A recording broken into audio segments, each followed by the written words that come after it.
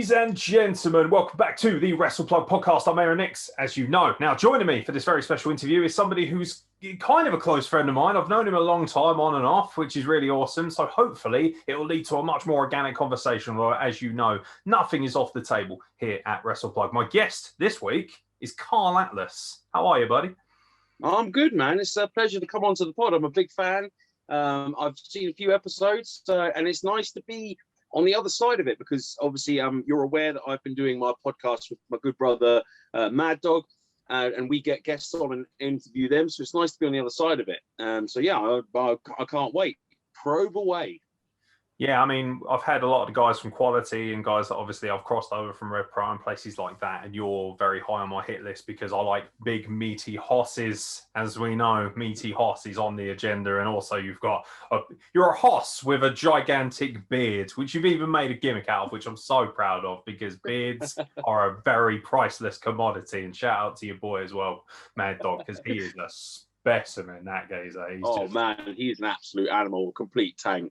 I was watching your podcast the other day with Dan, and he looks like he's filled out even more. He is a monster, that boy. Well, he was like, when I said, because we've been doing this whole like weight loss journey, trying to get fit, and I started that probably October-ish of last year, and I told Sam Mad Dog about it, and he's been kind of like my inspiration and my partner and my guru, and kind of give me tips and advice, getting me in his gym when lockdown happened and gyms weren't available. He's been coming down to my gym now that gyms are back open and showing me the ropes.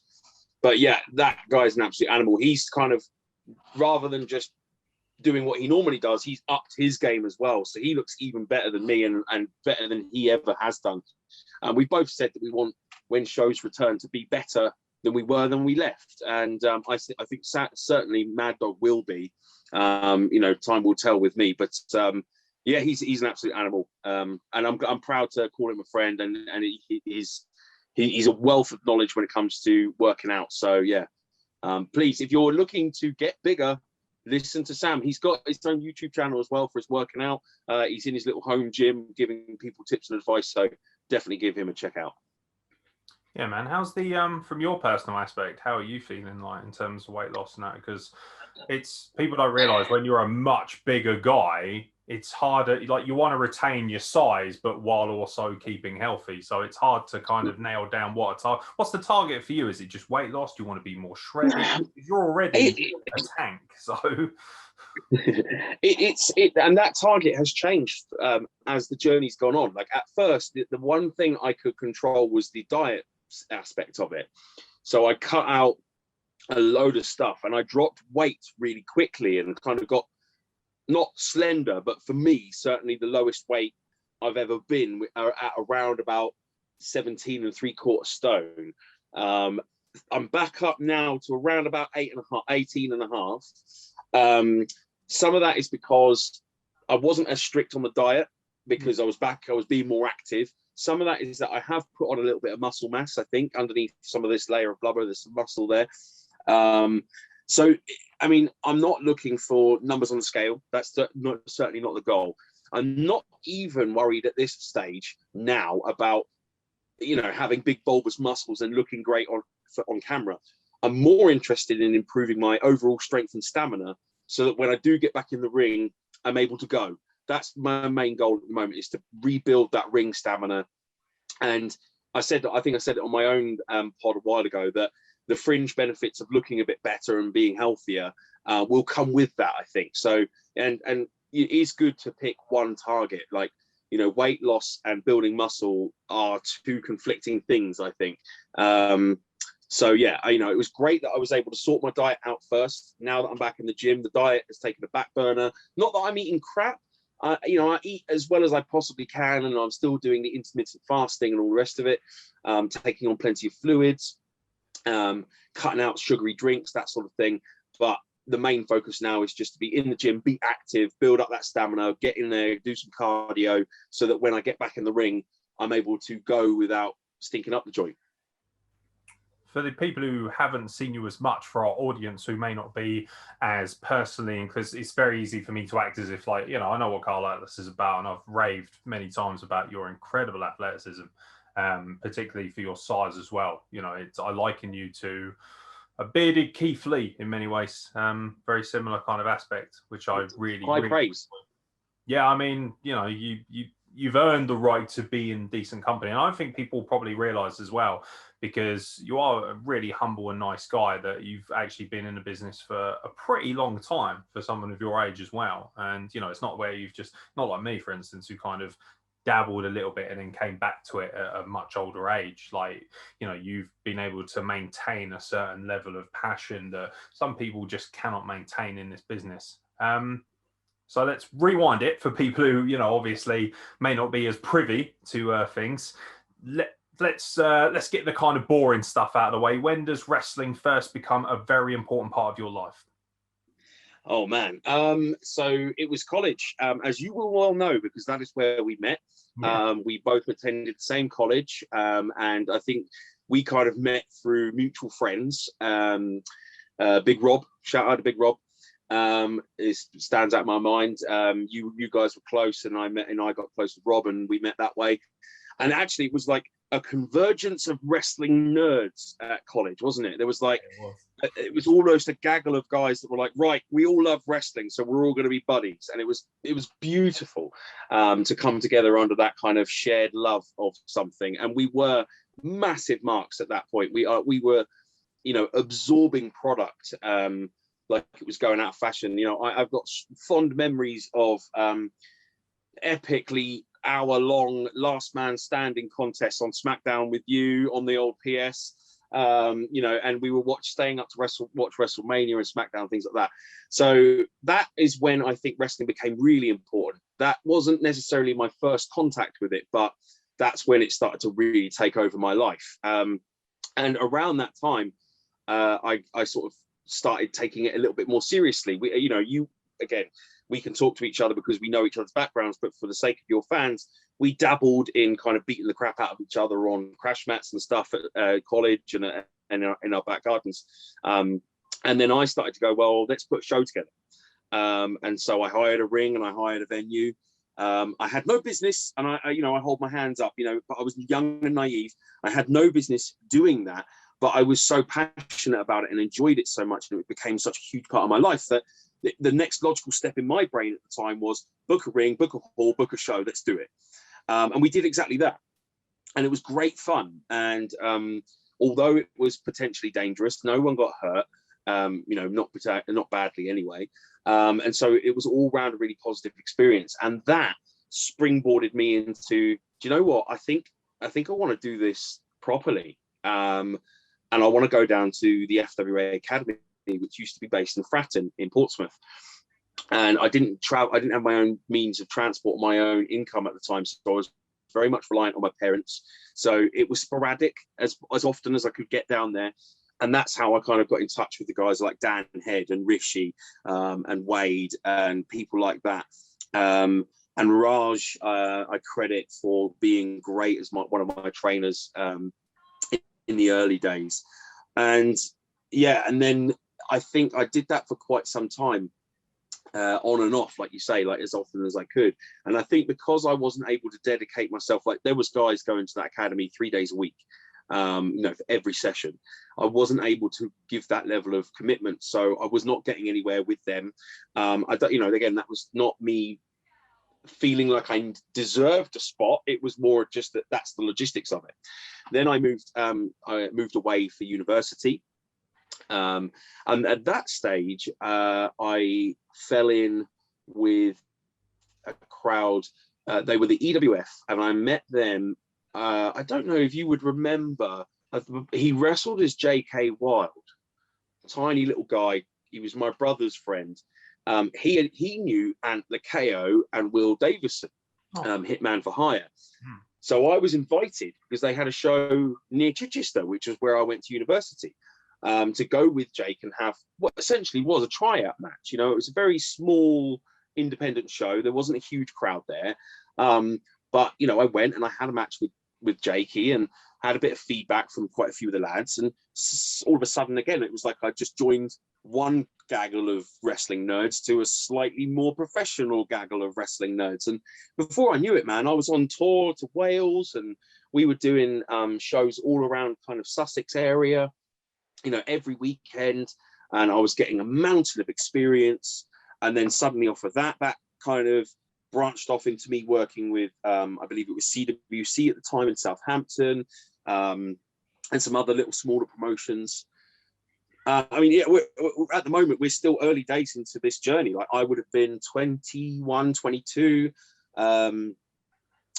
And you know, I was traveling at this stage as well. I was kind of traveling to London because I found myself a tag partner who was based in London, and he was trying to get us bookings here, there, and everywhere. It was really organic and weird, and things just kind of serendipitously happened. I never really searched for it. I was very fortunate to just kind of luck into these situations and get these bookings.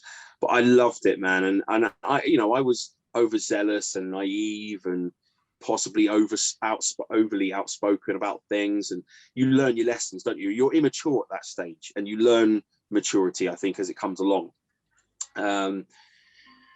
You know, along the way there was little pitfalls and stops. Like I had to move away for a job, and I stopped wrestling for a while there.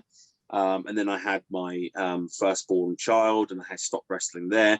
So there's been little pauses along the way. Real life gets in the way, doesn't it? You know, wrestling's not real life. Real life sometimes has to take over.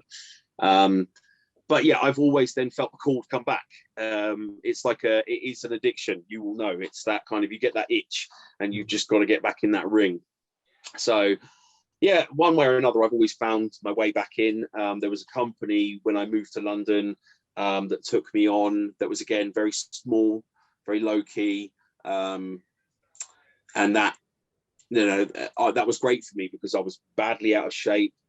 I just needed to be getting back in the ring, but we had some good times. I met Marcus Broom there, you know, and Marcus Broom and I, you know, I helped him along his journey at that point. Then when I moved back down south, I was like, well, what can I do? You know, I have no ties to anyone down here. There's no EWF anymore. Kapow wasn't a thing yet. I wasn't in a position to run my own shows. So I fell in with what I would describe as a backyard outfit, but they were a good bunch of lads, and there were some diamonds in the rough, and I saw an opportunity to help them. And also, as I said, have a low-key environment to get back in there and kind of build up that ring callus again. And again, serendipitously, I helped them get ring rental through someone that I knew in the business. And then that guy was like, well, I want to sell this ring.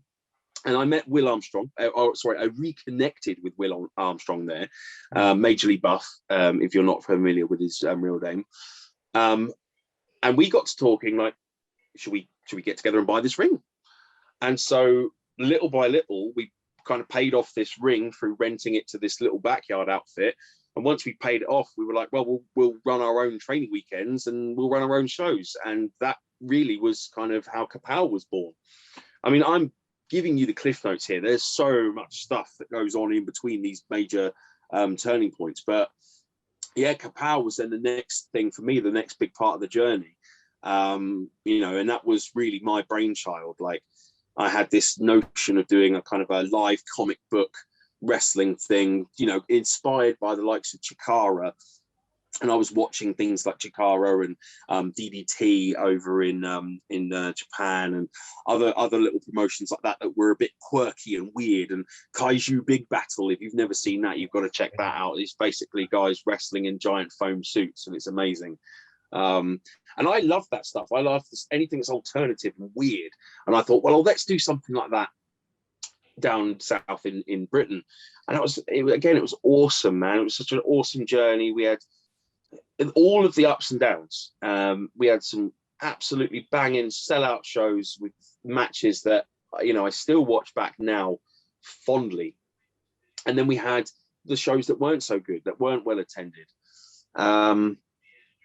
Yeah, man. And then I guess we're getting into the story now of, I feel like I've completely overtaken, by the way. I'm basically recapping my entire life. About you being a storyteller is I can just sit here and just listen. Like, it's quite easy for me. I don't have to lead anything.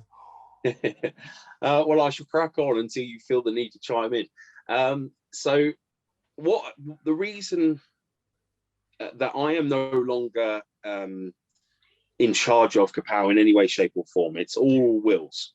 Yeah. I was feeling a little bit of burnout from running shows. A lot of them were based down in my neck of the woods, and at this time anyway. And so I was out postering, I was making the posters, I was flyering, I was booking the cards, chasing the venues, all that stuff that comes with promoting, right? And my partner was pregnant with my son Cooper, and he was due. And then in my real life again, my career was starting to take a turn where I was now training to be a teacher.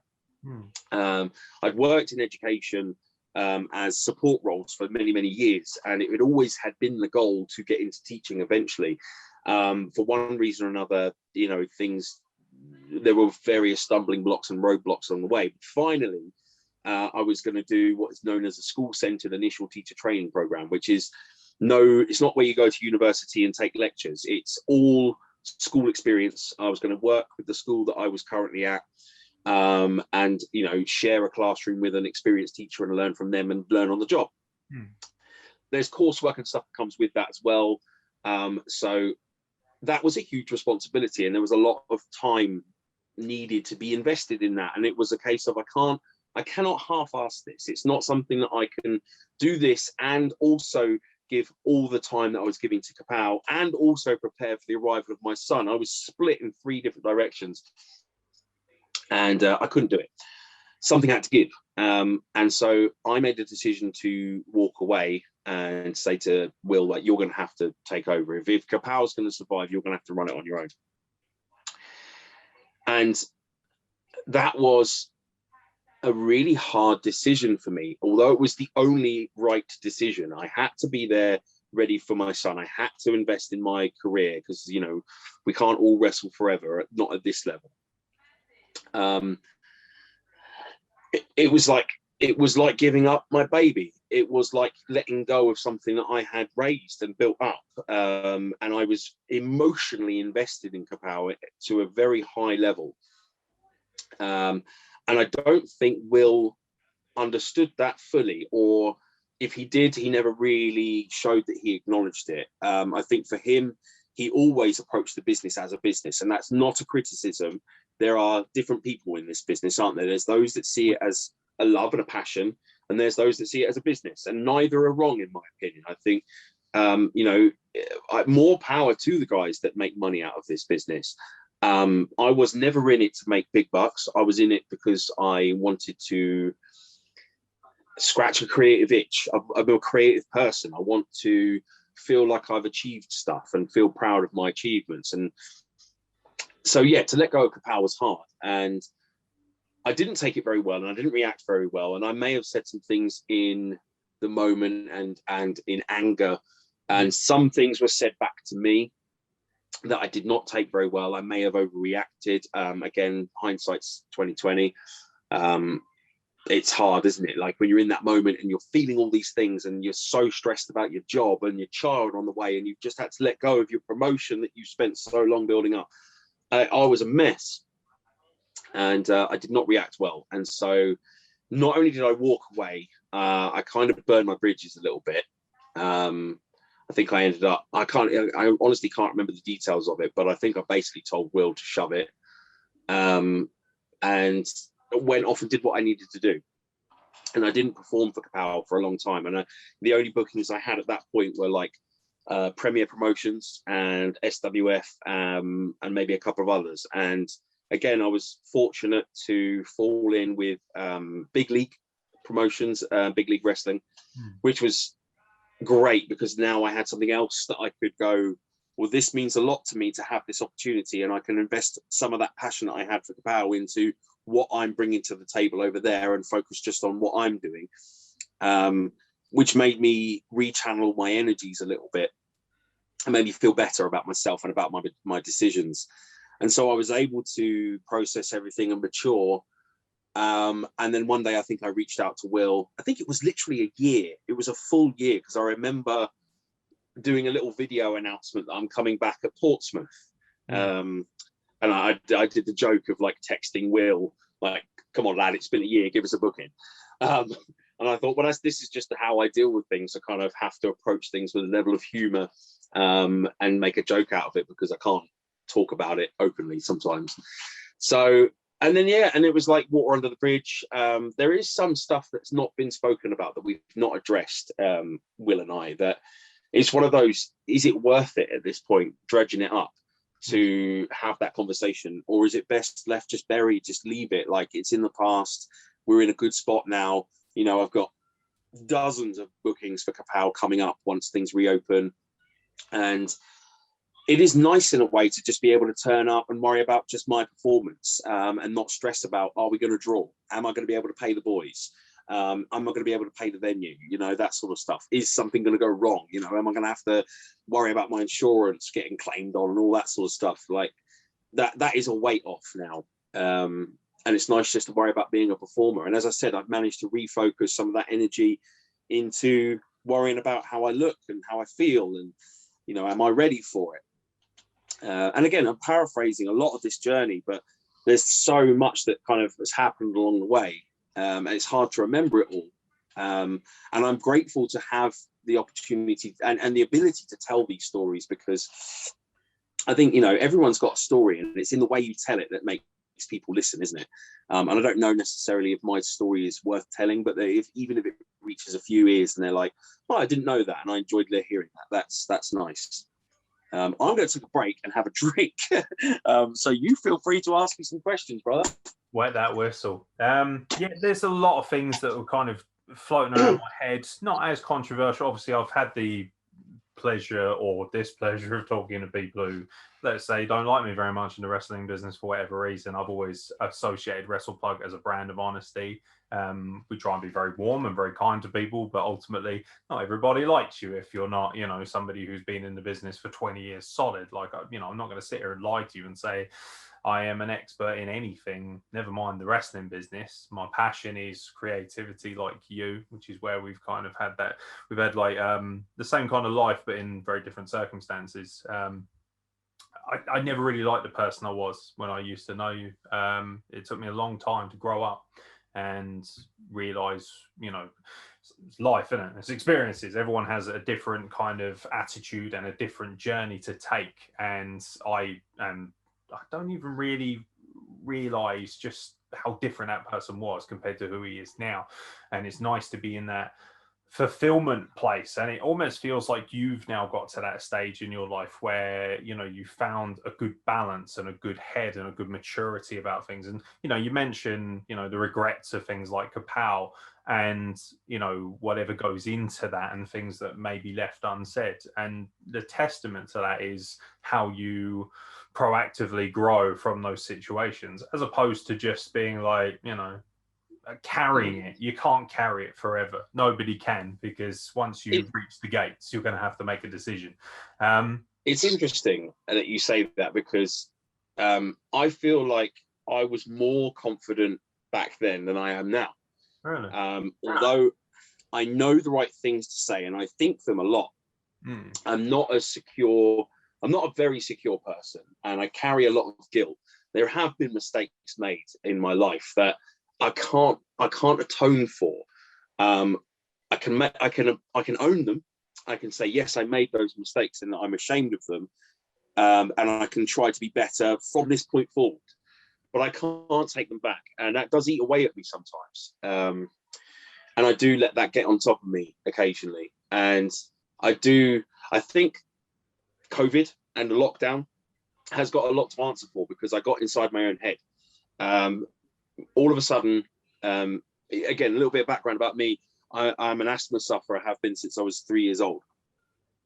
So when COVID first hit and we didn't know everything that we know about it now, I was dead scared, because essentially the news that we were getting was, if you've got an underlying health condition, you could die of this. You know, there was a lot of fear mongering going around in the media, wasn't there? So, and that affected me hugely. And so I'm very fortunate, again, to work in a lovely place. And the head teacher at the time made the decision for me, because it was a huge decision. She kind of said, you know, until we know more, you're going to work from home as best you can. And so that took that decision from me, which was a relief at first. And then after a couple of weeks, the reality of these four walls really started to hit home. And it's like, our identities are all made up of various facets, aren't they? Like my identity was, I'm a wrestler, I'm a teacher, I'm a dad, I'm a friend, I'm a partner, I'm a creative soul, and all these sort of things. And suddenly wrestling was stripped away, teaching was stripped away. And all I was really left with was dad, because my partner went to work. She was she chose to stay at work. She was a key worker. And so I was at home looking after the kids. And, I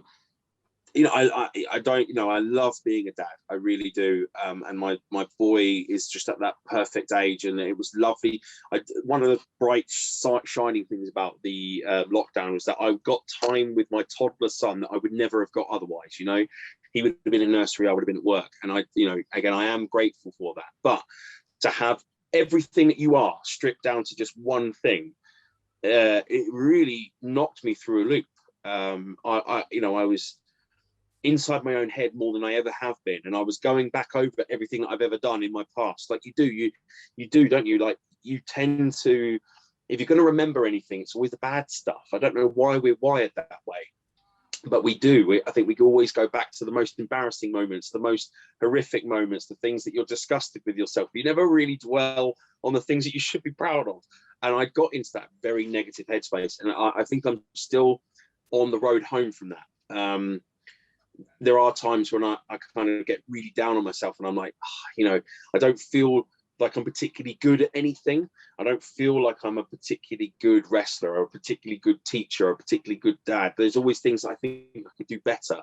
And I'm working on recognizing some of the things that I can do well, and trying not to dwell on the fact that there are certain things I can't control. I can't control the fact that I did that stuff when I was an idiot. And I'm just trying to be less of an idiot now. And it's hard, isn't it? And mental health is one of those things that we talk about a great deal, and men's mental health comes up on social media. But yeah, I still feel that it's not easy to share publicly. There is that element of, if I post on social media, I'm not feeling great today, you sound like you're a needy attention seeker. And I do worry about that. And I think a lot of men do. Certainly men more so than women, I think, genuinely. And I'm not trying to pigeonhole or be sexist. I think there is still an attitude of men need to be strong, and not, there is a little bit of, I'm of that generation where certainly my parents and probably your parents much the same, like they're quite stoic, aren't they, and quite steely, and don't want to show their emotions too much. And that, you feel that you have to emulate that. What my hope is that this year has taught us so much that we will teach our next generation, our children, to be a little bit more open, and hopefully they will have a better time of it. Because again, it's hard to make changes, isn't it, once they're established as that's who you are. But I can't change. If I can't change me, then hopefully I can positively influence my children to be better. Yeah, man, I got deep. Sorry. Right. But yeah, I mean, I'm just, again, you said we're being honest, and I think it's worthwhile talking about this stuff because it's happened to everyone. And I know I'm not alone in this boat. And if anyone listening to this podcast has experienced the same stuff and just wants to talk to someone who knows what they're talking about, drop me a DM on the Karl Atlas page. I'll do my best to reply. Yeah, you mentioned a lot of the cultural abnormalities of being a man in our society. Mental health was like the biggest battle for me, and waiting for so long to be diagnosed with bipolar disorder and things of that nature, which I've spoken about before on the podcast, and having to, kind of wake up every day and realize that you have to assess your own mind to be able to move forward and to be able to compete almost as a human being and feel like you are affirmed in your ability to achieve something and add to the society we live in. And as a man, it is difficult. We're the same as you. I've always left Wrestle Plug open for people to talk to.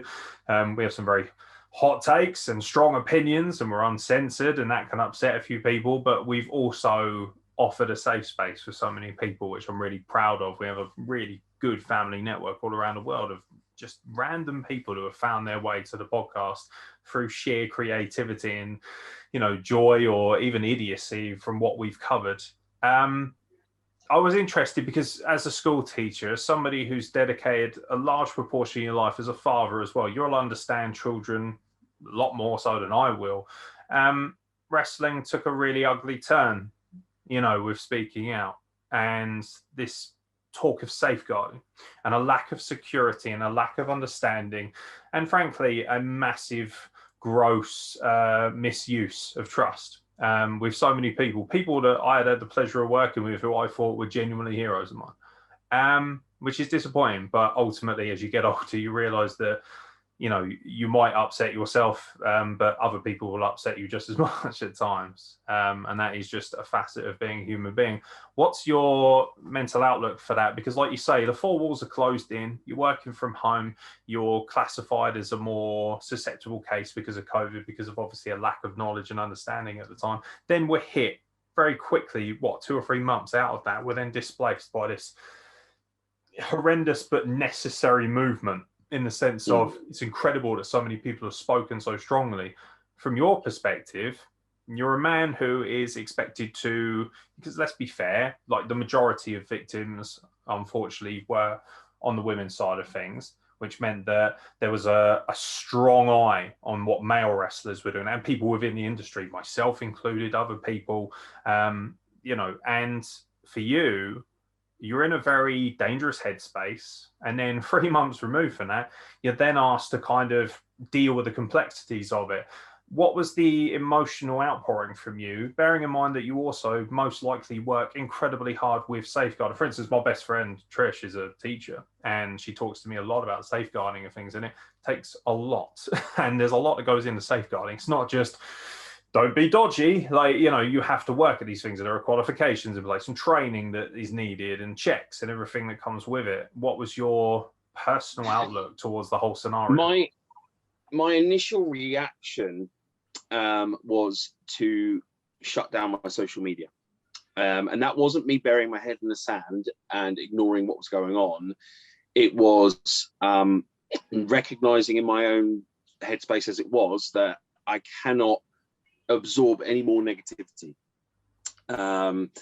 It was just going to push me down further and further down that hole, and I did not want to go down that hole.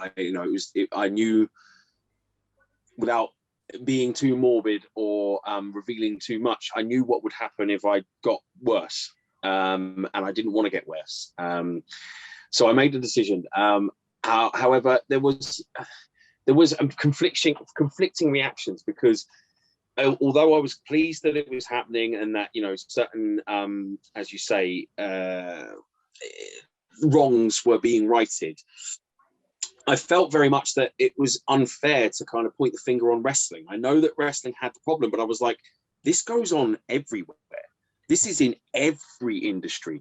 This is in the movie industry. This is in any form of entertainment. This is within office blocks. Come on, this is everywhere. Why are we pointing the finger at wrestling? And I felt very much like, you know, I want to defend wrestling. It's like, there's so much good about wrestling that we're not celebrating. And you know, why are we giving attention to, you know, all this horribleness, especially at this time? But you were right, it was a necessary thing to do. It was a necessary step, and I looked at it as like, you know, this wave of harshness won't last forever, and we will come out of this going, do you know what? Again, own it. You got to own it. Mistakes were made. We can't fix them. We can't go back in time and take them away. But from this point forward, we can try to be better. And I think that's happening. You know, I've read the documents released with regards to, you know, bolstering wrestling's professional outfitting, and like, you know, their professional routines and the things that they do. I can't think of the words that I want to say, but yeah, I've read that document and I agree wholeheartedly with a lot of it. I'm one of these people. I've dwelled so much on negativity that I'm so much like, I've had my fill, and right at this moment I just want to go, yeah, okay, that was rubbish, and I feel terribly for the people that did speak out, that had a genuine gripe, but can we draw a line in the sand now? and say, we're going to be better from this point forward. That's what I would like. I would like it to be an acknowledgement of that. We've grieved over it. I think we've grieved. I think we're now in the acceptance stage, and the next step is to just get on with life and try and make it as positive as we possibly can. That's my take on it. As I said, I don't want to dwell too much on it, but yeah, it was unfortunate that it all happened around that time. But again, I think people were like me. I think that's it. They were inside four walls. They were inside their own heads. They were like, I can't distract myself from what I've done and what's happened to me and how I'm feeling with the outside world and my other exploits. So I'm going to have to deal with this, because if I don't, it's going to get darker. It's going to get worse. And I'm alluding to. I think what I'm alluding to. I think a lot of people did it to avoid that very sad ending. So I'm hoping that it's worked and that those people are better now. One way or another, I think the therapy will come through, whether it's professionally sought after or if it's something that is like we all, for lack of a better term, able to kind of be therapeutic towards ourselves, or we have the opportunity to do so. And that tends to make a big difference, particularly in my journey, as to whether I chose to opt out or opt in to what I was doing in terms of life. I want to talk about BLW, because that's where I've seen a really good body of your work. What's really cool is, even though I didn't have the opportunity to remain friends with you as you went through your life journey, it was like we just went to different places, and that's fine. That's what people do. I would always see your name because I've always been very passionate just from watching it. I kind of, love the business of, I'd love to be a part of it. And then, as a lot of people do, instead of zoning in and focusing, I had no motivation at the time and no understanding and no self-respect for myself in terms of my talent and my creativity and what I could apply to wrestling.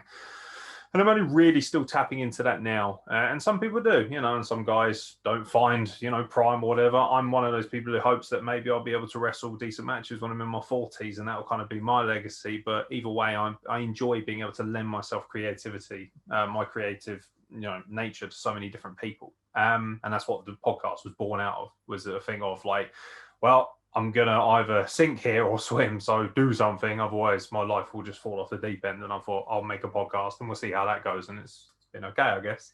In terms of experiences, at least, it's been very rich. And so BLW, I used to see clips of you and the Keyboard Warrior stuff, which is awesome. I love that stuff. And I just saw the quality. I always knew how good you were as an athlete. And I know you're a little bit like me. There's that self-denigration of like, I must not accept that I'm talented at something. It doesn't matter how many people say it. I'm always like that. My partner says it to me constantly. She's like, I've just picked up work for organizations and things, and people have said, you've earned this. You've worked so hard for it. My brain's still like, yeah, but I'm still shit. Like, that's how I feel.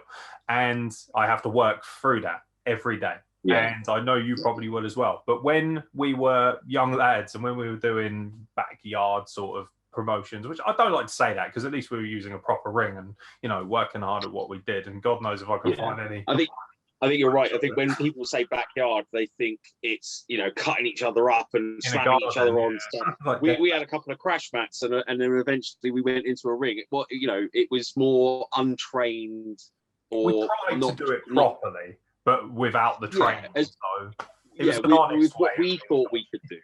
Absolutely, yeah. Yeah, it did feel that way. But to be honest, even then, like, the camera won't do it justice. You're a Leviathan. You're a big lad, powerful lad.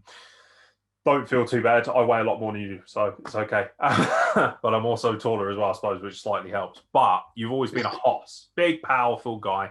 But what people don't realize is the athleticism is sick. The springboard moonsaults. You were always able to do that when we were younger. It's not like you thought, I'll give this a try and hopefully I won't die. Like, you've always had a sense of athleticism.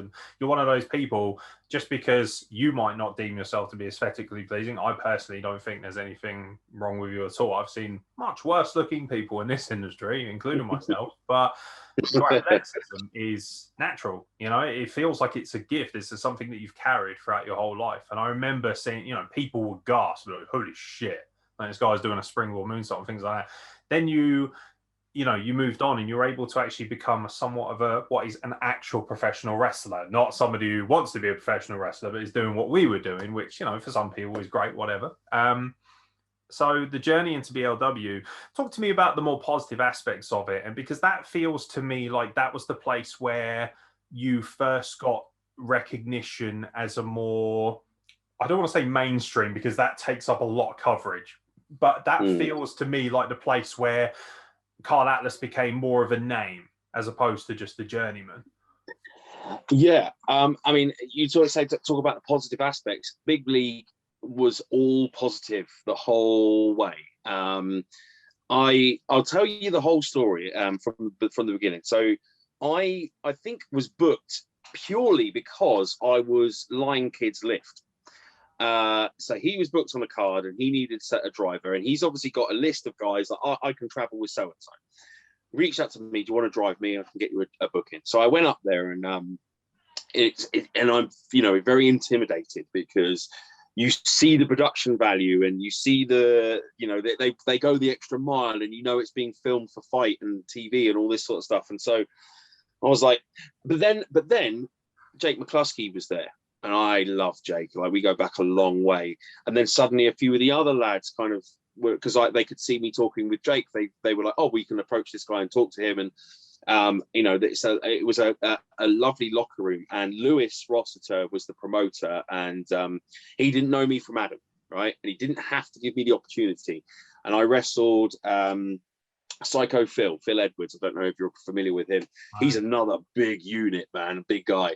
And I didn't necessarily have like an absolute barn burner with him. It wasn't the best match ever. And I had that reaction from the fans of like, we don't know you. We've never seen you in this neck of the woods. We're here to watch MVP and Ken Anderson. We don't know you. We don't care. So I had that kind of who are you reaction. And I didn't necessarily like shine very well in that match. Like, I did okay. I think I held my own. It wasn't the best match ever, but I think I did just well enough to be invited back for another one. Certainly they were going to give Lion Kid another job, and so it made sense. And the second time I went up, I wrestled McCluskey, and it was, you know, we'd wrestled each other so many times when we were in that kind of EWF, CWC, Southampton and Sussex area, on and off. And it was like putting on an old glove, you know. We just chatted backstage. I was like, oh, do you want to do that stuff that we used to do, you know, 5 years ago? And he was like, yeah, why not? We'll throw it in.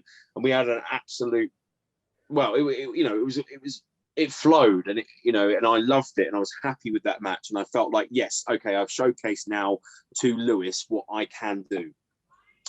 So, and I'd said to him, I think in conversation, in passing, I was like, look, if you ever want to do some hardcore stuff, like I'm trying to do more of that. Like, I feel like that might be my niche, because I can absorb a bit more punishment than the average guy, and I don't mind landing on stuff, and I don't mind getting hit with stuff. Like, I could probably bring more to the table to you and be more marketable as someone, you know, like a Mick Foley. I'm not the best worker in the world, but I'll take a crap load of punishment and give you something of a spectacle that people will remember. And he was a fan of the Attitude Era hardcore style. And I was like, that's exactly what I'm talking about. I'm not talking death match, like, you know, running on pins and getting smashed over the head with glass. I'm talking about ladders, chairs, the classic stuff. And he was like, right, okay, I'll see what we can do. So we get to show 3, and it's, I think it was just a hardcore triple threat. It might have been some kind of ladder gimmick. I can't remember. And I get there, and it's me, Lion Kid, and Chris Andrews. Chris Andrews is a phenomenal talent, by the way, and the fact that he retired, you know, is a hole in the business. I hope he comes back one day. And again, I was like, right, this is my bread and butter, boys. And this was the time when I started to, like, because I remember Lion Kid freaking out about it, because he was like, triple threats are hard, and it's 2 baby faces, and you're the only villain, and we're gonna have weapons. And I was like, whoa, calm down, lads, I've got this. And suddenly the confident Karl came in, because it was something I knew, and it was something that I was better at than the other 2. And I was like, look, lads, we could do this, we could do this, we could do this, we could do this. And they were like, yeah, and then we could throw this in. And suddenly, you know, the wheels and the cogs start turning, and we put this match together. And the funniest part about all of this is that I didn't hit anyone with the keyboard.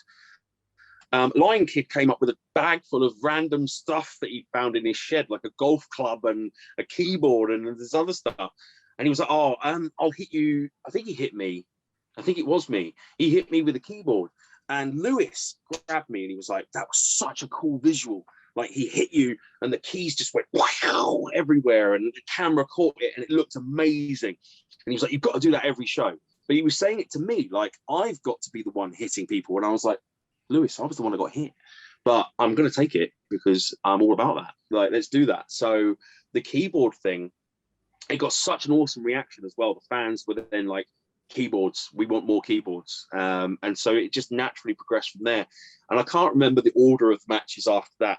There was like a 4-way and then a 6-person and a 5-person and TLK match, tables, ladders and keyboards.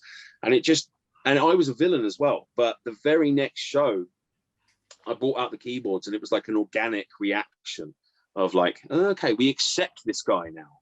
And I hate to compare myself to guys that are, genuine superstars, but it was almost like my Tommy Dreamer moment of like, we like you now and you're hardcore. And yes, okay, come with us. And the fans up there, they really took to me and it really meant so much to me. And I cut a promo. I was allowed to cut a promo. And I thanked the fans and I thanked Lewis. And it was really heartfelt and it was from the heart and it was genuine. And from that point forward, it was cemented, like, I'm a babyface and off we go. And it was that kind of, I feel the gap of like the everyman, because I didn't look like Chris Andrews and they had some, jacked, big, beefy kind of oiled up guys and great workers. And I was the guy that looked a little bit more like I guess like a Dusty spot, like the kind of, you love Dusty because he looks like the everyman, doesn't he? Real, and relatable. And real and relatable. That's the word, relatable. That's it. But I was able to stand out because again, I had the athleticism. I was hitting the moonsaults, I was landing on stuff and getting thrown through stuff. But it was all positive, man. And then when he said like, we're going to put you in a 4-way match and Abyss is going to be in there, I was like, whoa, like that's a bucket list, man. Like Abyss, like if I can tick that one off.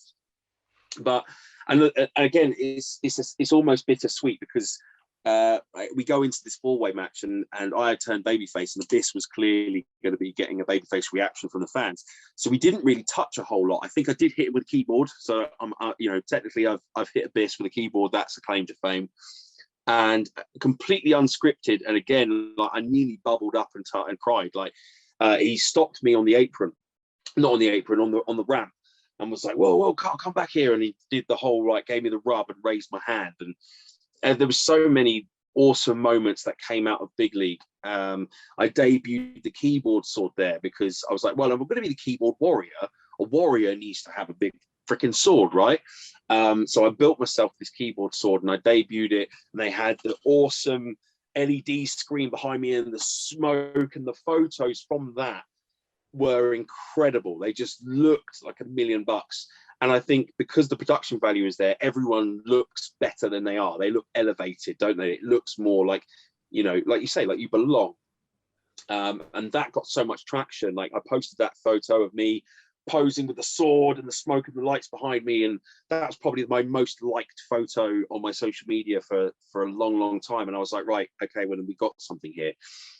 So that, and again, I was gutted to see Lewis make the decision that Big League was gonna, fold into UPW. But we had the 5-on-5 Survivor tag, and I don't know if you've been able to see it, but I was like, right, if this is my last chance to do this, I'm going to pull something out of the bag that I haven't been able to pull out. And so I've done the moonsault, I've done the top rope moonsault, I've done swanton, I've done the splash through a table off the top turnbuckle, I've done loads of stuff, I've done the dive where I flip out. I was like, right, Fosbury flop time. I'm going to hit the what's it called, the great Sasuke kind of moonsault with no hands through the over the top rope from inside out. And it's not the best looking one ever in the world, but for a 20 stone bloke as I was at the time, I was happy with it.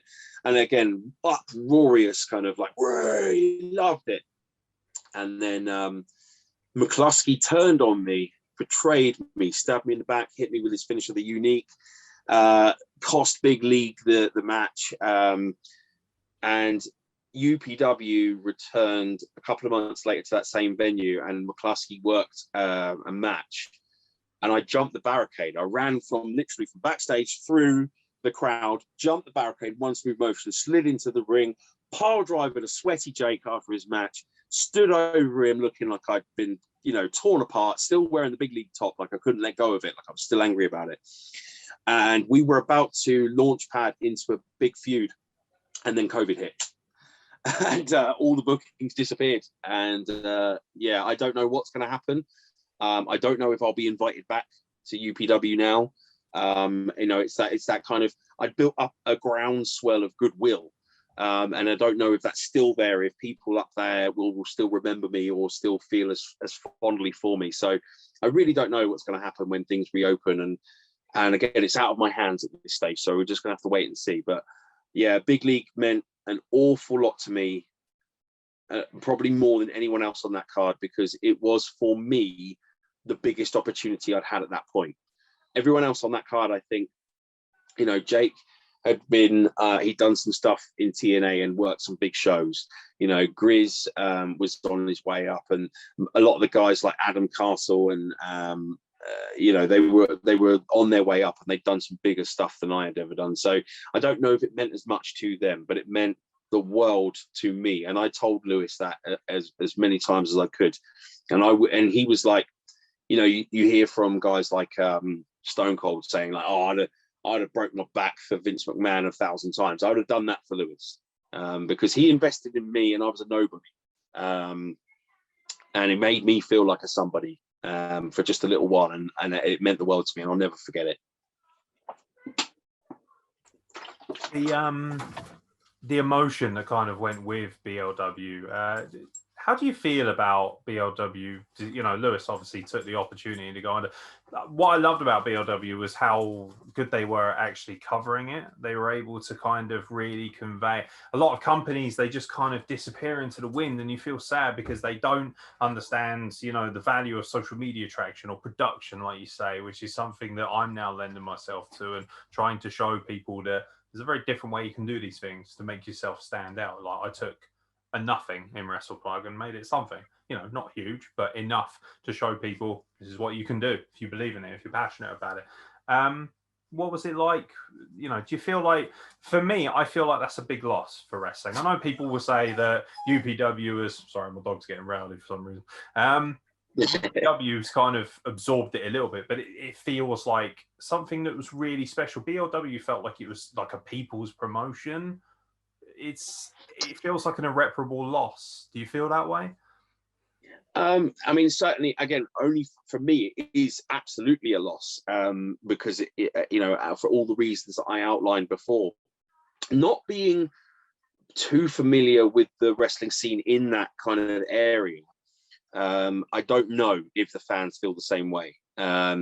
I think what Big League did differently is exactly what we've said. It's the production. They invested in those huge screens and the lovely venues, and the filming was always of a high standard. And they had the announced team was American lads, and I think there's something to be said about that, because we are so used to hearing commentating from American voices that it is jarring sometimes to hear a British voice doing commentary. Dean Ayers he stands out. He's very good at what he does, but there aren't a lot of British commentators that I think add to the product the way that the Big League announced team added to it. There was loads of little things like that I think Lewis's vision was very clear from the off. This is what I want to do, and I know that he had plans for how it was going to go, further down the line. I don't think it ended the way he wanted it to end. There was stuff in the pipes. I think it ended because of other circumstances in his life that were completely understandable. And as we've said before, real life gets in the way. Sometimes you've got to prioritize sometimes. So yeah, I think there is a hole there. I think UPW will adapt some of those things, and adopt some of them and use them. I hope that they continue to use some of those venues in Yeovil places like that. I hope that they think about, you know, the production value, and because they've seen it, they've seen what a difference it makes. They've got a template for it now, and they would be foolish not to try and replicate that, I think. I will. It's big league wrestling is one of those things that I will keep those matches on file to show to my grandkids, because I am proud of how they look and I am proud of my performances within them. So it's one of those. I'm glad I had the opportunity. I'm sad that it's gone. There's nothing I can do about it. So yeah, hold on to the good stuff. As you mentioned, positivity is quite crucial too, and surrounding yourself in positivity. But I've missed, while I've got the opportunity to have you on here, to ask a couple of questions which jump out at me. I think, I know you won't admit it, and you certainly won't agree, I think you're one of the best power wrestlers in the UK. And I'd say that genuinely. If you've ever watched the podcast, I don't bullshit anyone. I really don't. I don't have time for that. As I've grown up, I've realised I'd rather just shoot genuinely from the hip and be honest about things now. And that's how I apply myself to wrestling. Maybe that means I won't get as far as I'd like to go, but I at least know that I can come home every day and feel like I have an open conscience and I told people what I think. And that's why I'm okay if people say to me, you're a shit wrestler, because like, that's fine, because I'm working towards it and hopefully one day I'll earn that. But I genuinely believe that. And I look at you and the passion, the creativity, the honesty, and to be honest, the kindness as well. Wrestling's full of assholes. There's a lot of them. And you're obviously not going to admit that. Fair enough. That's fine. Whatever. You know, you're a little bit more diplomatic than me. I'm slightly older than you as well, which probably lends itself to it. And I just don't tolerate twats anymore. I don't, because I used to be one myself. And I know exactly where people come from in that mind. But, you know, there are some great people in wrestling, no question. And we're lucky that we've been able to train around quite a few of them, grow up with them. And it certainly seems like you had a really good fair share of good people in your wrestling journey. Why is Karl Atlas not on bigger shows? That has been asked of me a few times. And I never really know the clear answer.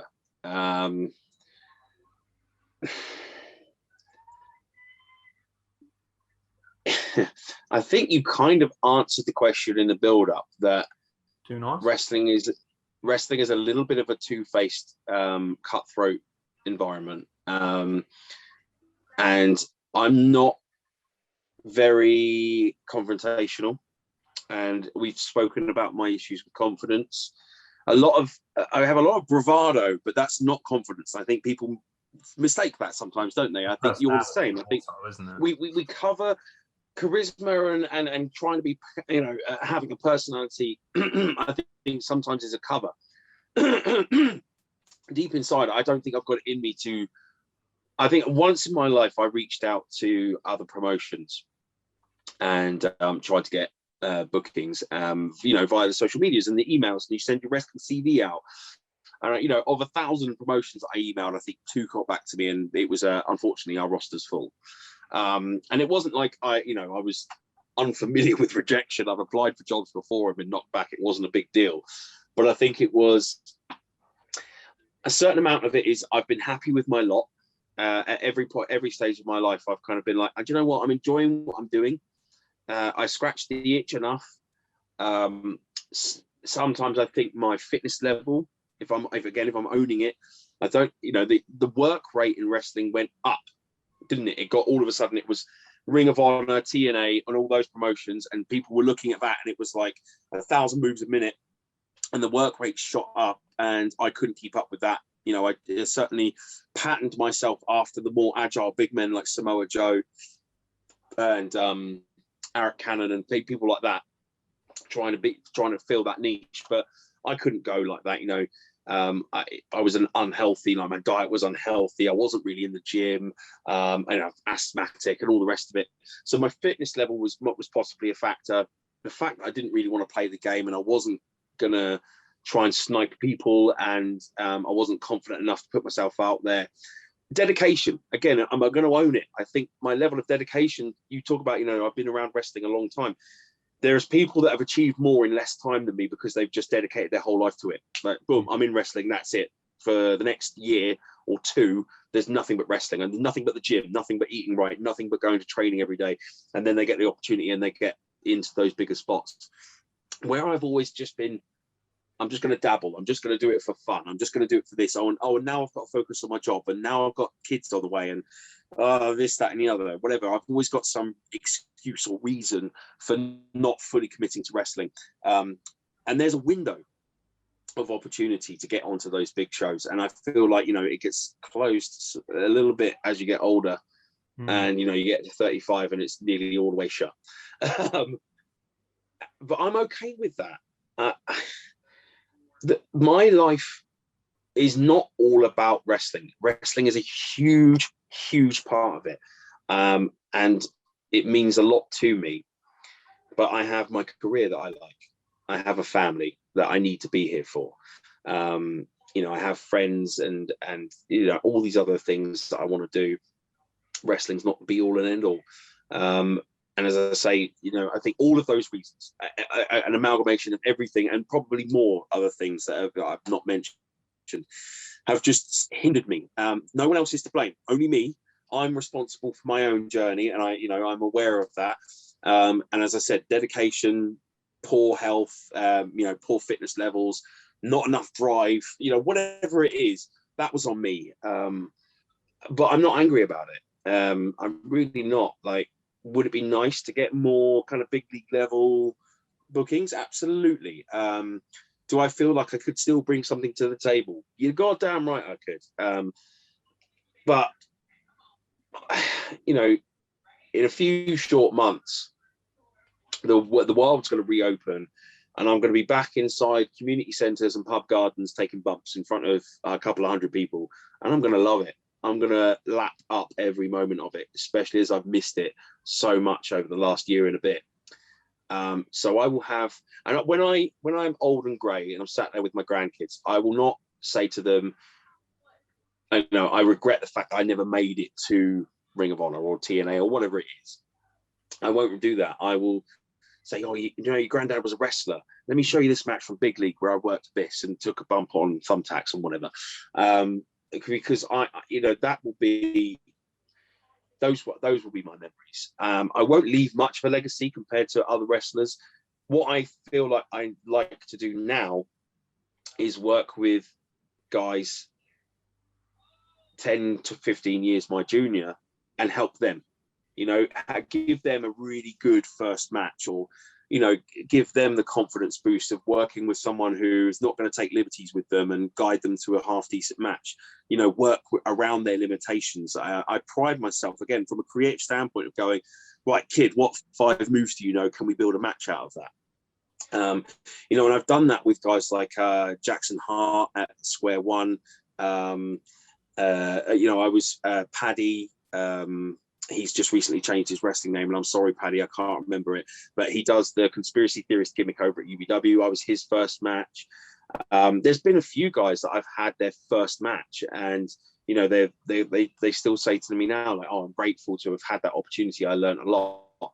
That I'd like to transition into doing a bit more of that. I'd like to get the beards out there a bit more.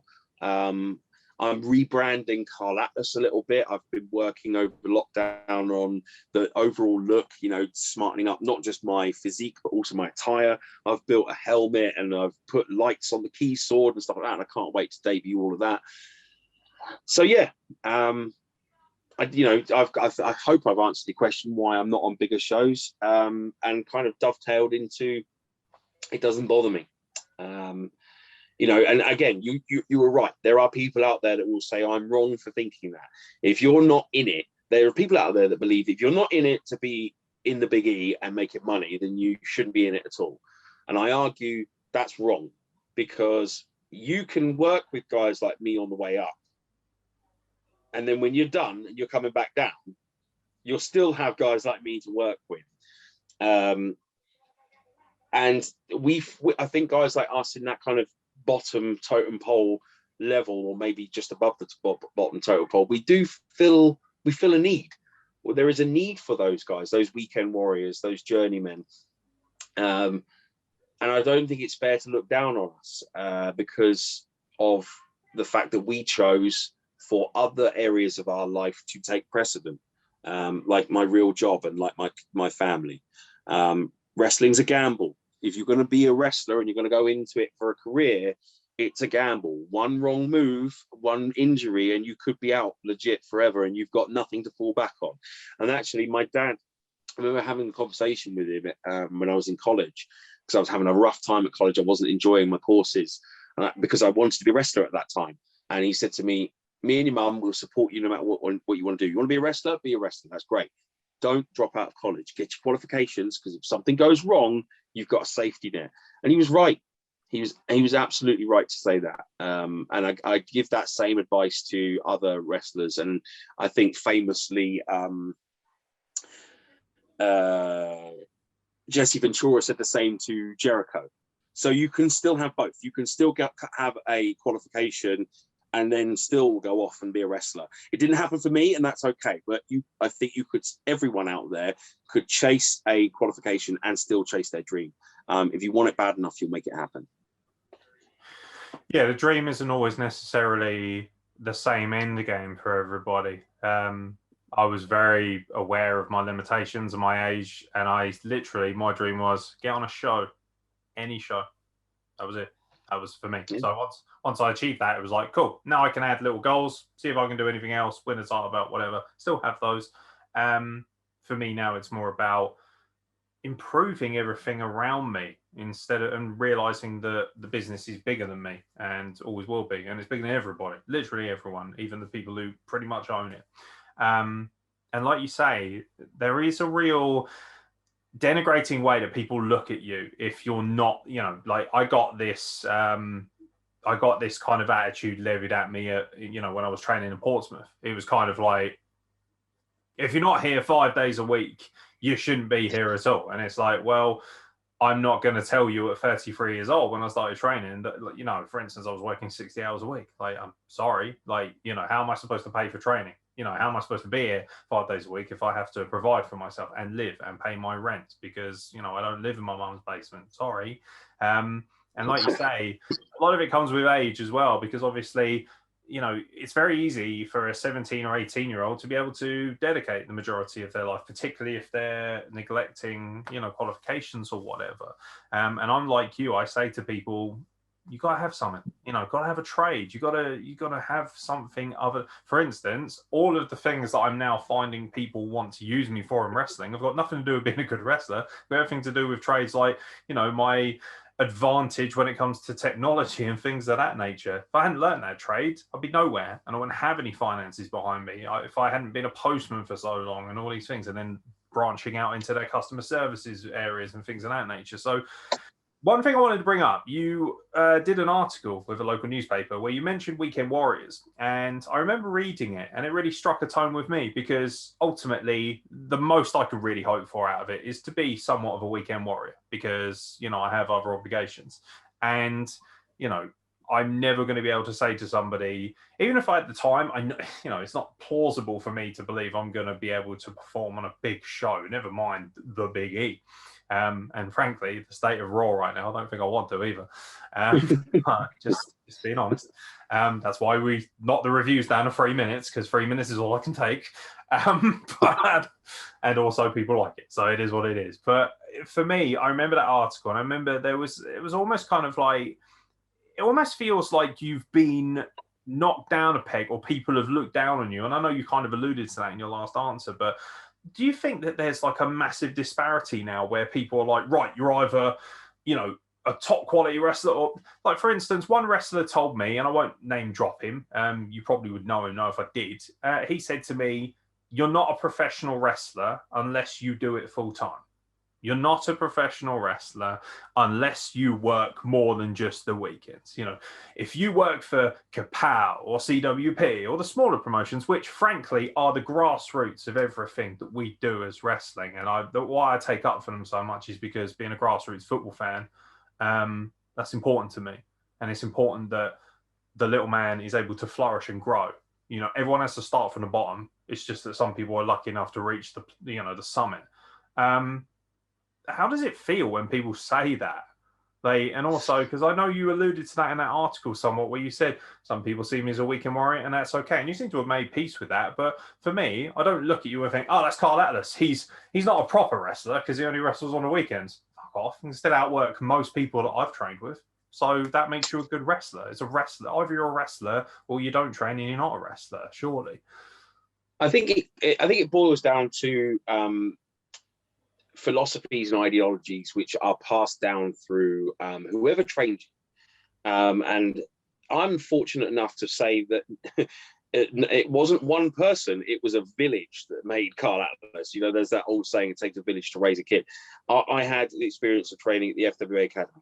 I've trained under Rishi, Raj. I've been to seminars with Sami Zayn, and I went up and did a weekend camp with Danny Collins. And, you know, all these different people have had like a little bit of a say on who I am. And I've always had the mentality of, I'll take what works for me and adapt it like that. And my ideology on it is that you are a pro the minute you are good enough to be paid. When someone says, that is in any industry, right? You are a professional cameraman when someone pays you to take pictures. You are a professional dancer when someone pays you to dance. You are a professional writer when someone pays you to write. In the build up to that, you're going to do freelance stuff and pro bono, aren't you? You're going to write articles and send them out here, there, and everywhere. You're going to do favors for friends to get a little bit of a portfolio up in dance and all the rest of it. The moment someone says, I want to hire you, I want to book you, and I'm going to pay you this much, and you're going to appear on this date, you're a pro in my mind. When you can then, I guess there's areas of like, you know, you've got to be careful, because you can't just get like one paid booking where you make, you know, 20 quid in a handshake and you're like walking around like Mr. Big Shot, like I'm a pro now. No, I think there has to be a bit of time, you know, over a certain amount of time of being paid a certain amount. I started to feel like I can call myself a pro now. It wasn't like an instant, like I got my first pay packet and I was a pro. I think it worked up like over a few years, and it was a few years, if I'm honest, because again, of the sporadic nature of my bookings in those early days. I built up from I will charge this much to then I will charge this much to then I will charge this much. And then it was a case of, right, I'm going to stay at this much, but I'm going to work 2 or 3 shows a weekend. So I was, and then, you know, and then you start to facet in all the other stuff of like selling merchandise and all the rest of it. But essentially, if you're making money at something and someone has booked you because you're good enough to do it and they're paying you for your time, in my mind, you're a pro. I know that there are others, like you said, that have got different ideologies. You know, you have to be full time. Again, though, how realistic is it? Most wrestling shows happen on the weekend. I know that there are camps. I've done the camps. I've done some of the camps. I've been fortunate enough to go off, but they only happen really during the hot seasons. It's not a full-time, all-year-round job. I don't know. Very few have that opportunity to do that in this country. You've got to supplement it by going abroad, you know, going over to Germany or whatever, in Europe, over to Europe or over to America or Japan and all the rest of it. And if you're at that level, then why are you worried? Why are you worried what somebody else is doing? Like you've done it. You're on your journey. Like, worry about yourself. Stop putting anyone else down. And so yeah, that's me personally, my philosophy on it. I don't necessarily use weekend warrior as a derogatory term. I think it's quite a funny term for the fact that I go to work 5 days a week and I put my shirt and tie on and I teach a bunch of kids, and then on the weekend I slap on some spandex and I swing keyboards at people. It's fun for me. Yeah, it's 2 different areas of my identity. So yeah, I don't see it as a negative thing at all. Big up the weekend warriors if you're listening. Like, you know, again, I go back to what I said. You feel a need. There is a need for you in this business, because the people that will make it to the top need guys to work with on the way there. If every single person in this business did what that person did and made it to the top, nobody would make it to the top, would they? Because you'd have thousands, hundreds of thousands of guys all clamoring for that one spot, and it won't happen. So they need guys that are quite comfortable in their lot to work with at various stages on that totem pole, on their rise up. And like I said, you get to the top, sometimes you don't make it. there's guys that I could reference, I'm not going to name, but there's guys that are in this country working now who made it to the top and are now coming back down, but they still will come and work with guys like me because they have to. So yeah, I just can't. What do you get from putting people down on your way up? Nothing except a bad rep.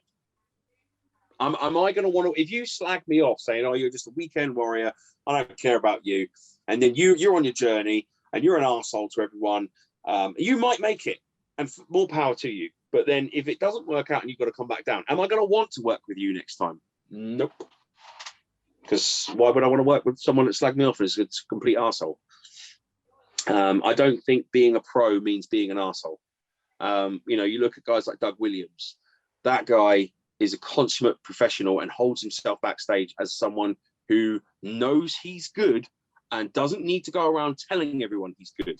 He is comfortable in the fact that he knows he's the man, and he carries that well. He doesn't necessarily, act like a big shot. He'll talk to anyone in the locker room. I've seen that guy help with the ring, and he doesn't have to, but he'll help put the ring up because he's humble, and because he's a pro, and he's a gentleman. And there should be more guys like that. It's weird. Like, it's something I've realized. Like, I think I've had to push back on it more because of my own morals, and obviously because I'm an older guy getting into wrestling. I don't necessarily agree with a lot of the traditions, fire him up, chop him to death, all that kind of stuff. Like, fine if you want to do that to me, but I'm not going to fucking tell you it's a good thing. I'm not going to do it to somebody else if I ever got in a position to do that. I think that links back to what we were talking about earlier, in as much as stuff that's bad that's happened when we were talking about all the negative nastiness that came out. That side of wrestling is, I'm agreeing with you. I think there is an element of, you need to make sure that these guys that are coming into it treat it with a bit of reverence and respect, but beating it into them is not the way to do it. I think that's old school. I don't agree with it myself. I've got this thing in my head, though, that I can't change those old schoolers, but I can make sure that I'm not like that and the next generation aren't like that and the next generation aren't like that. And what I'm hoping is that via evolution, and each generation will get better and better and better, so that the business as a whole gets better and that old school mentality dies out with the old schoolers, because they're not going to last forever. When they're gone, we need to just make sure that we're not being bullies ourselves, and we're not carrying their lessons forward. Their lessons that made us feel bad, we should acknowledge that and go, do you know what? I don't want to make someone else feel bad. I'm not going to chop the crap out of some kid in the corner. Again, there's grey areas, isn't there? Like, I'm not going to let some straw come up to me and take liberties with me without letting him know, like, you got to ease off. And if I've got to fire a chop to make him realise and wake him up, then I'm going to. But again, there's differences, I think, between that and taking full-blown liberties. So, yeah, that's my philosophy on that. How did you feel seeing the stuff from, I think it was Jay Knox in the OVW situation and that? How does that make you feel? Man, that was hard, man. Like, so conflicting, and I really don't want to upset anyone by putting across an opinion that I think might damage anyone in that situation. I have my opinion on it. I think I said to a few people, I hope Jay gets the help that he needs. I think there was a lot of people going, oh, it's despicable, chuck him in jail, throw away the key, and it's hard to argue with that. He did something wrong and he's paying the price for it. And I hope he gets the help that he needs. I don't know necessarily that people understand the mental space you have to be in to do that to someone, and the bad lessons that he was taught along the way. I'm not condoning what he did. I've got to be really careful and really diplomatic about this. But Jay was a friend back in the day. Like, again, in passing, like our lives went to different areas. But at one point in my life, Jay was someone that I worked with. And as I say, it was a very sad moment for many, many reasons. I feel awfully for the poor victim. He didn't deserve what he got. But as I said, I hope that Jay gets some help, comes out better than he was when he went in.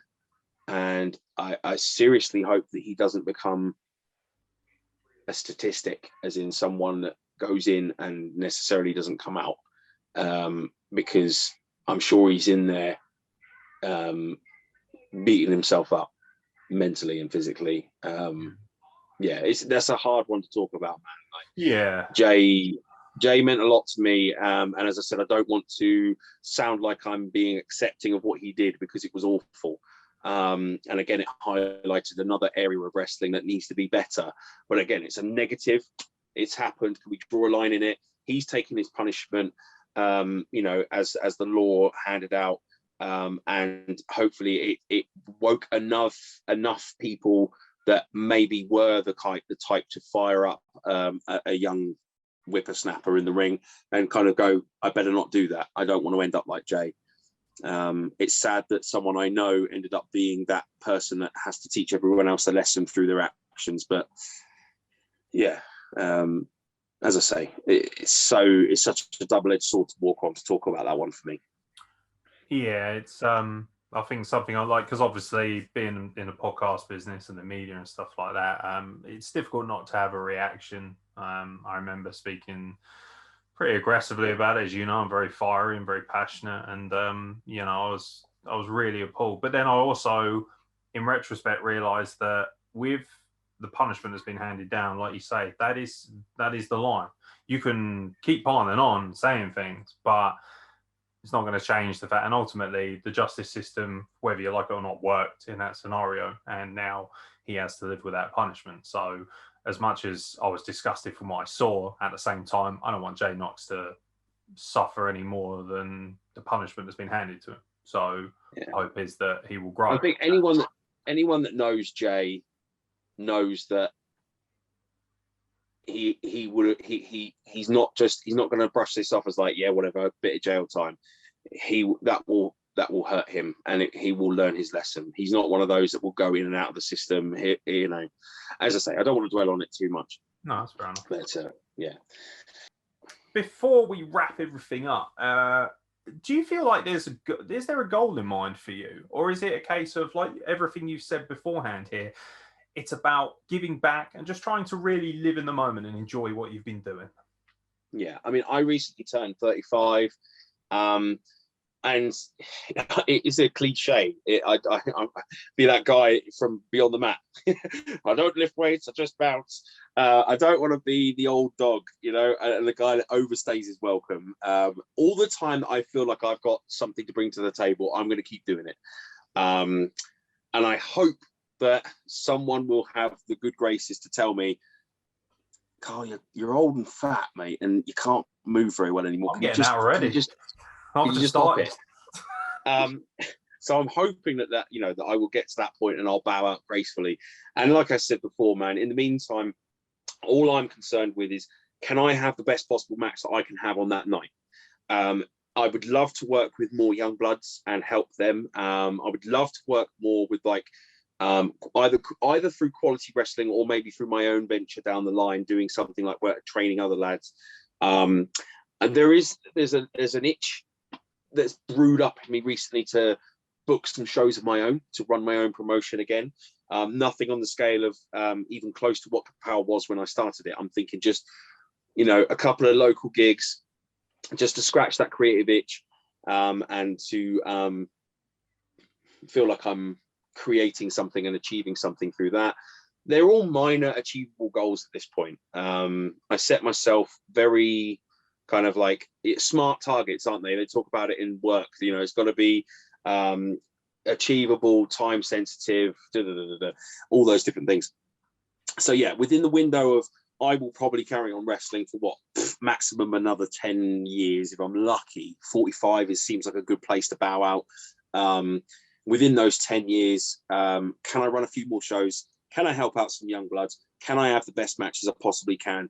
There's a bucket list in mind. Like, I'd like to work with some names that if the opportunity ever came up, I would go for it. I'd like to appear in a few more places. I'd like to go back to that kind of that Yeovil area and see if I've still got it with that crowd there. But yeah, as I said, they're all very small goals. As I said, I'm trying to learn to be happy with what I've done. There is a part of me that gets a bit like, I wish I'd done more.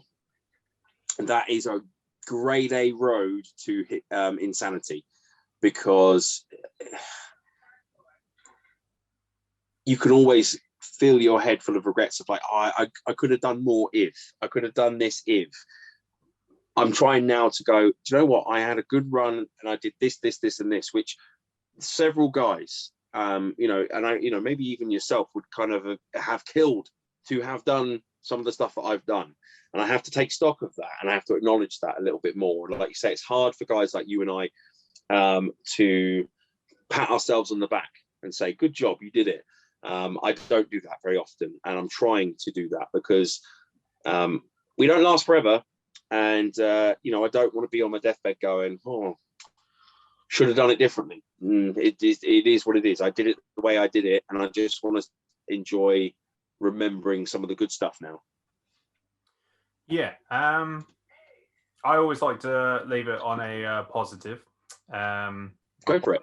My apologies if I'm lagging around a little bit. I'm using a different setup at this point. I know, right? That's not good. It looks like I'm proper slowing down here as well. It's like, whoa, okay. Oh, well, let me catch up. There we go. Yeah, right. That reminds me of that slow-mo wrestling that people do, and I've always wanted to give that a go for fun. And I know Jim Cornette will probably that could be my whole gimmick. It's just your whole gimmick is you can't. That's great for a guy like me who gets gassed easy. Awesome. I'm the slow-mo guy. Oh, brilliant. Just I'm gonna. There's money in that. Yeah, when you see me at Quality next, mate, I'll be cracking out all the slow-mos. Word association. We'll quickly run down a few names. We'll quickly run down a few names. Quickly, give me a word to describe this individual, and then if you need to, you know, throw in a bit of context, you can. So let's get right to it with Mad Dog. Brother. Yeah, man. I love Mad Dog. He'd probably kill me for being like all mushy, but because he is a proper man's man. Yeah. But there's sides to Mad Dog that not many people see. Yeah, and I hated tag team wrestling until I tagged with Mad Dog, and I think that speaks really highly. And I would do anything for him now, and I know he would do the same for me. He's very quickly become one of my top 5. Like my dad always used to say, you know, in life you'll have loads of acquaintances, but you'll be able to count your real friends on one hand. So that's the 5, and I think he's in there. He's in my 5. Awesome. Steve Love. My bestie. Steve, loyal. Again, my bestie, I guess, he is a brother. Like, I don't want to use the same word twice, but he's in the 5. He's meant an awful lot to me for so many reasons, both in wrestling and in my personal life. I went through a really difficult time. I made some horrible life choices, and everyone else I knew turned their backs on me, and rightly so. And it's one of those things I still carry a lot of guilt around for now. Steve was the only one that reached out. He was the only one that was like, "Guy, buddy, are you okay? Like, it feels like you've been suffering in silence and you've been holding this in forever." I cannot repay him for that. I never will. We make jokes about him riding my coattails because I try to keep him along the ride with me every step of the way. But I keep him along the ride with me, not because I feel like I owe him something, but because I want him there next to me. Even if he's just managing me, wrestling's more fun when Steve's around. I love that guy to pieces. Yeah, he always had a palpable charisma, Steve. And I don't think he ever realised it either. He was always very self-denigrating when I knew him personally. But he's worse than me and you in that respect. He brings something to the table that he doesn't even know he brings, and if he put even 10% more of himself into the wrestling business than he does now, I think he'd be there alongside me. I think because like you say, he gets it. he gets it. He can make the crowd hate him. He bumps and sells like nobody's business. Yeah, I could go on about Steve, but it's supposed to be word association, not life story association. Aaron Cruz. Aaron Cruz. Don't know him well enough. Wish I did. Want to work with him some more. I think we have managed to touch gloves a little bit at KWA. Passionate, genuine, just a nice kid. Yeah, he's a good kid. Closest thing I'll ever have to a little brother, I think, Jack. He's I genuinely think he could be quite special. I really do. He's one of those that, he's a diamond in the rough, isn't he? And he could very well. And like I said, it would be my pleasure to work with him more on his journey up. And he's one of those guys that you would not mind seeing surpass you. You kind of want him to go well and get to the point where I'm not going to see you for a few years because you're going to be off doing overseas tours and stuff. So that I wish well of him.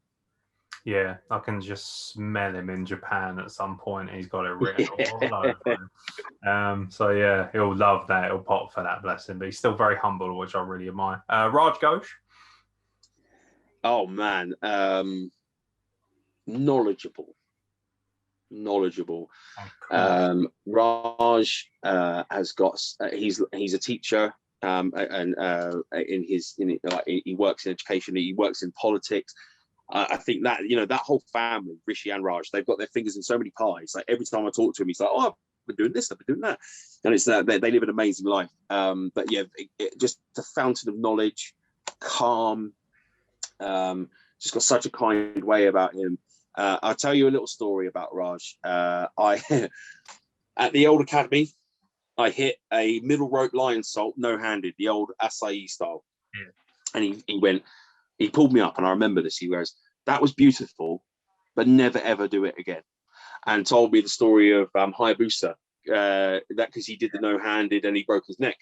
And I didn't know that. I wasn't exposed to that particular style of wrestling at that time. And I was like, well, okay. So from that point forward, if I do the moonsault, you'll see I always kind of at least touch the top rope with my hands so that I've got that option of if something goes, I can save myself. So yeah, Raj, very knowledgeable, great teacher. Yeah, don't Google that if you are squeamish, ladies and gentlemen. That is it's not a nice clip to watch. Yeah, he was like my favourite indie wrestler as well growing up, and once I sort of separated from the gang, I used to just absorb his stuff, and then when I saw that, it broke my soul. Amongst other things, bless his heart. Yeah, I know you're pushed for time, so we shall wrap it up here. And I always end with the same person as the person I'm talking to. One word to describe Karl Atlas.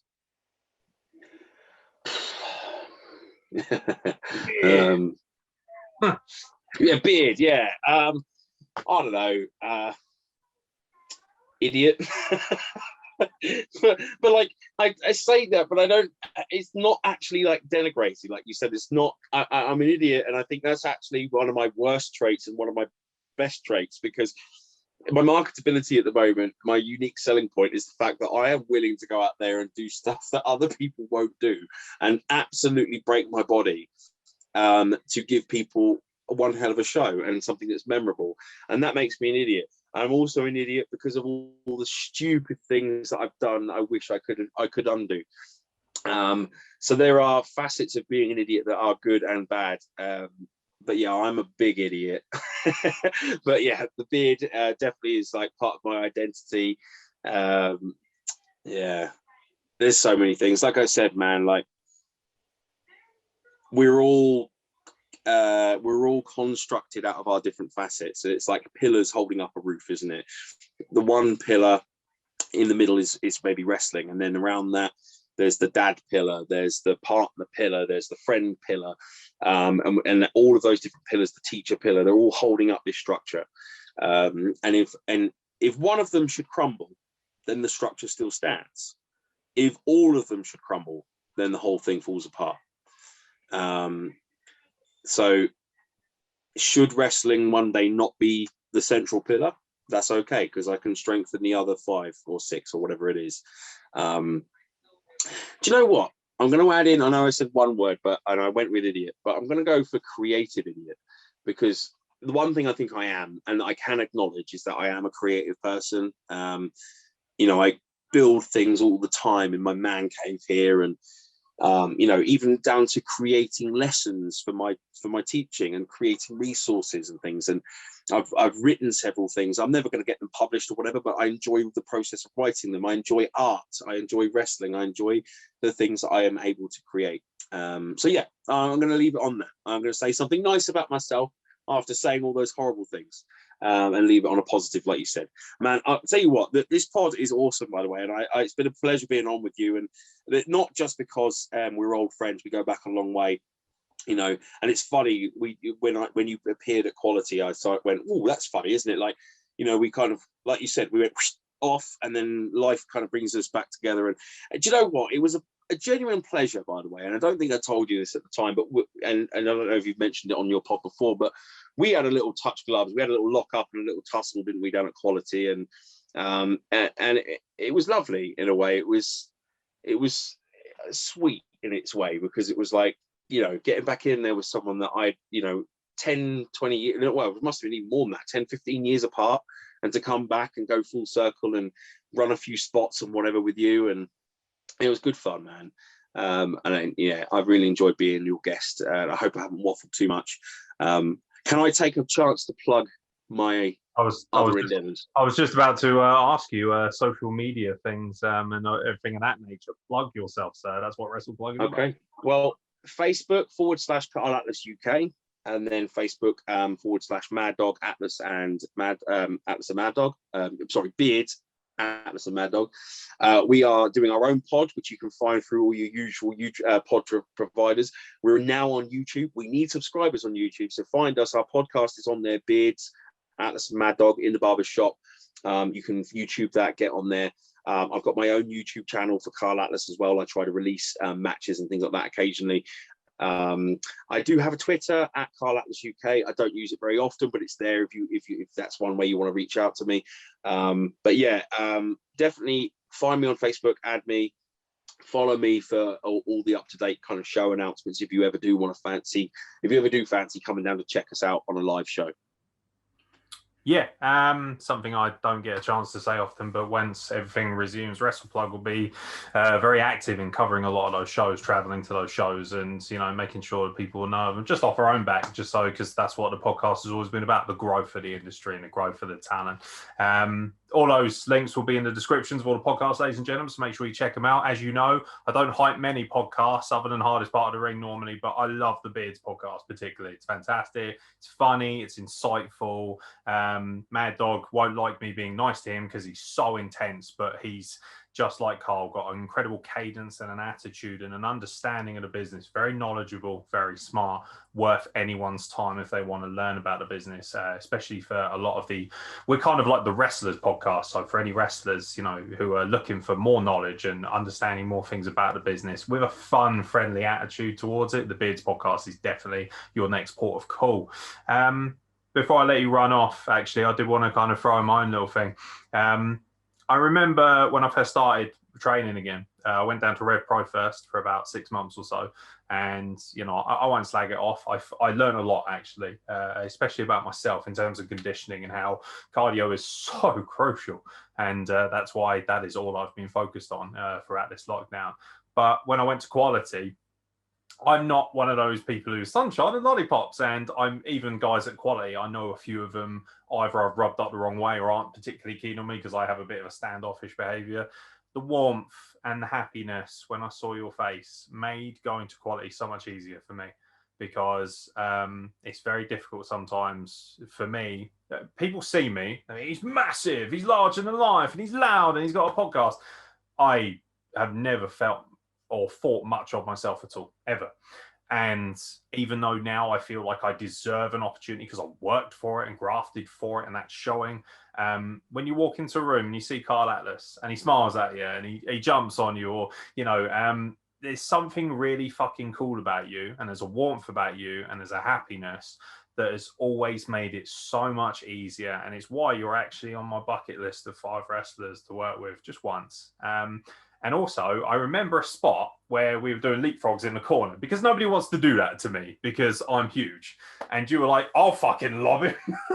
And you did, sir. And I remember going so far over, I almost landed on my feet and thinking, fuck me. If I can get that down, the crowd will lose their tits for a 6'3", 22-stone lad landing on his feet. And I was thinking, if I could do the thing like Ricochet where he just lands on his feet and goes, yeah, they will lose their tits. So fingers crossed they'll be able to achieve that at some point. But thank you for your kindness and your warmth, not just for me, but for the wrestling industry. It needs people like that, mate. So it's a real pleasure to finally have you on. And I think we'll get you back on more regularly when you got the time, obviously, with everything that's going on. It would be my pleasure. It would be my pleasure to come back on the pod. It would be my genuine pleasure to work with you in the ring. Yeah, anytime, man. Yeah. As always, ladies and gentlemen, check out Karl Atlas's social media. You will not regret any of it. Just for the photo of the sword, it's incredible. It's like Zelda plus. It's incredible. So, yeah, with that, ladies and gentlemen, thank you very much for checking out. And thank you very much, Karl Atlas, for joining us at the Wrestle Plug, mate.